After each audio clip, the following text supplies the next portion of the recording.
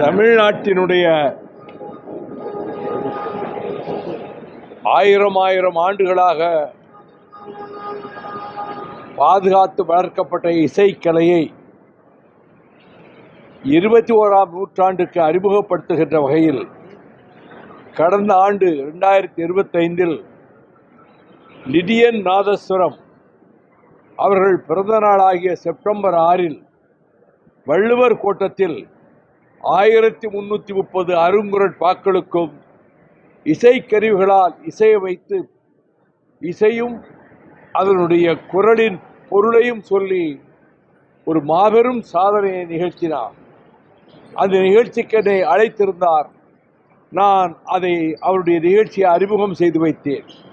அதன் பிறகு அவரது தந்தையார் அவரும் லிடியன் நாதஸ்வரமும் அமிர்தவர்சினியும் லண்டனில் முன்பு இளையராஜா அவர்கள் சென்று சிம்பனி அமைத்ததைப் போல லண்டன் ஆர்கெஸ்ட்ரா 92 இசை கலைஞர்களுடைய கருவிகளை கொண்டு நேற்று முன்தினம் இசை அமைக்கப் போகிறோம் என்று என்னிடம் வந்து சொன்னார்கள்.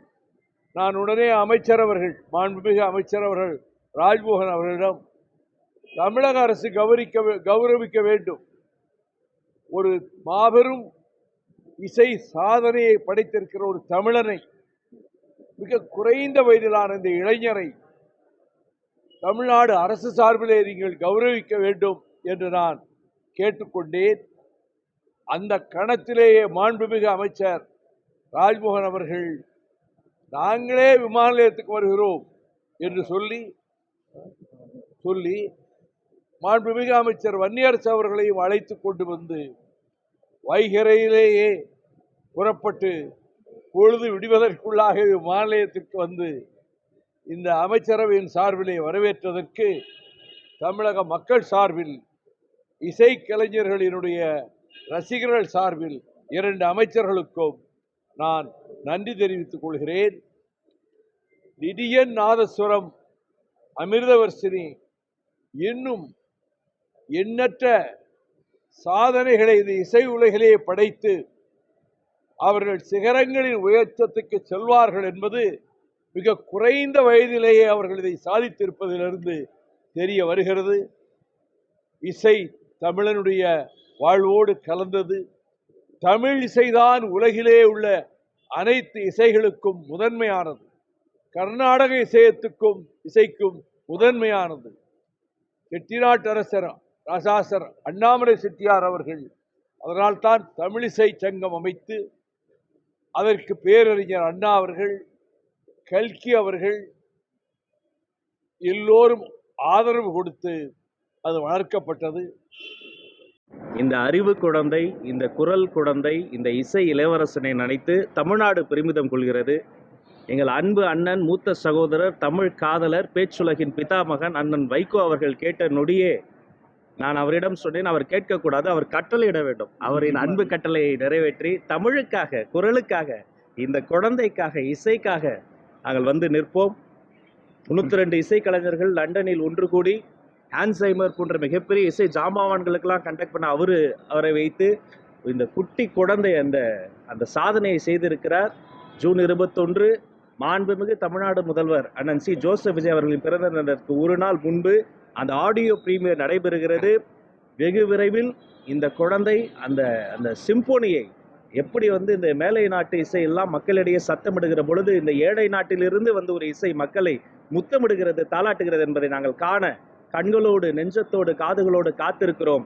இவருக்கு தேவைப்படுகிற அத்தனை உதவிகளையும் செய்வதற்காக தமிழ்நாடு அரசு காத்திருக்கிறது. மீண்டும் அந்த குழந்தைக்கும் ஈன்ற பொழுதிலும் பெரிதுவுக்கும் தன் மகனை சான்றோன் என கேட்ட தாய் மட்டுமல்ல, தந்தையாக நிற்கிற அன்பு சகோதரனுக்கும் அந்த சகோதரிக்கும், அப்பா மட்டும் இல்ல அம்மாவும் காரணம், அந்த அம்மாவிற்கும் அந்த குடும்பத்திற்கும் இந்த இசை கலைஞர்களுக்கும் இவருக்கு சென்று அந்த சேர வேண்டிய மரியாதையை கொடுங்கள் என்று அன்பு கட்டளையிட்ட எங்கள் அண்ணன் வைகோ அவர்களுக்கும், ஓடோடி வந்த எங்கள் அன்பு மாண்புமிகு அமைச்சர் தோழர் வன்னியரசு அவர்களுக்கும், ஊடக நண்பர்கள் காத்திருந்து இதை உலகெல்லாம் கொண்டு சேர்க்கிற உங்களுக்கும் நன்றி, வாழ்த்துக்கள், வணக்கங்கள். தம்பி வன்னியரசு பேசுங்க.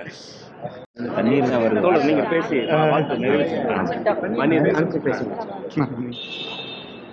இது ஒரு மிக முக்கியமான நிகழ்வாக நான் பார்க்கின்றேன்.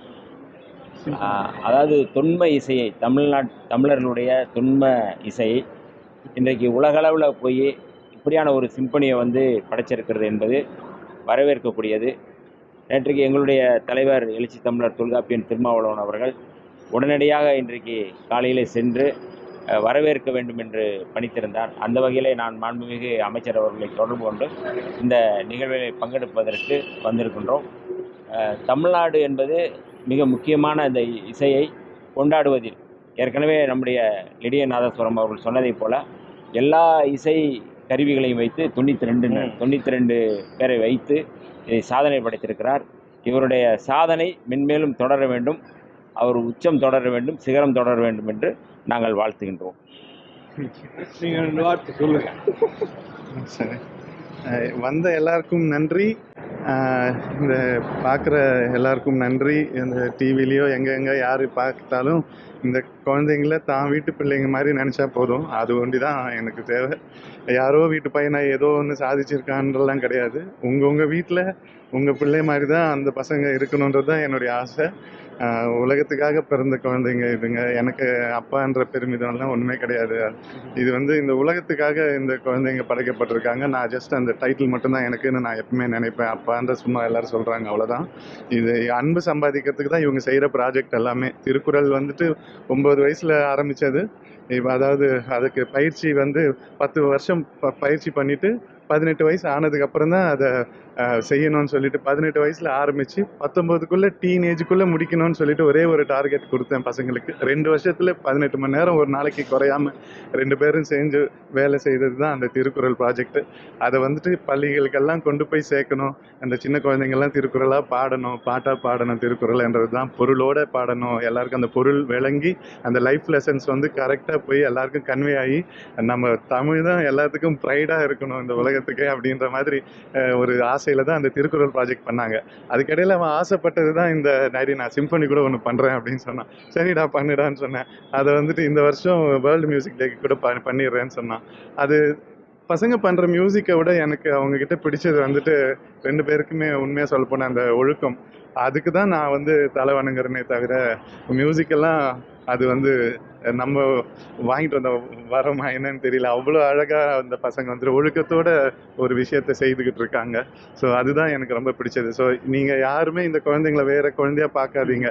இது உங்கள் வீட்டு குழந்தைங்க. இந்த சிம்பனி கூட அவன் என்ன சொன்னான்னா, இது நமக்காக இல்லை டாடி, இது எல்லா மியூசிஷியன்ஸ் யாருக்கெல்லாம் வந்து சிம்பனி பண்ணணும்னு ஆசைப்பட்டு அவங்களால செய்ய முடியாமல் போச்சு, அதெல்லாம் அவங்கெல்லாம் இந்த சிம்பனி அவங்க மியூசிக்காக நினச்சிக்கிட்டோம் அப்படின்னு ரொம்ப இன்னசென்ட்டாக சொன்ன ஒரு விஷயம். இன்றைக்கி முடிச்சுட்டு வரும்போது இப்படி அரசு வரவேற்போட நடக்குதுன்னா இதெல்லாம் நாங்கள் எதிர்பார்க்கவே இல்லை. எப்பயுமே வந்துட்டு ஒரு ஊபர் எடுத்துகிட்டு வீட்டுக்கு போகிறது தான். இதெல்லாம் நாங்கள் ரொம்ப ஜாஸ்தி இது எங்களுக்குன்னு தோணுது. பட் இவனுடைய அறிவை பற்றியோ பசங்களை அறிவை பற்றியோ எனக்கு எதுவும் பேசுறதுக்கு எனக்கே தகுதி இல்லை. எல்லாருக்கும் நன்றி, அரசுக்கு நன்றி, அவ்வளோதான். இங்கே வந்தவங்க எல்லாருக்குமே நன்றி. தேங்க்யூ.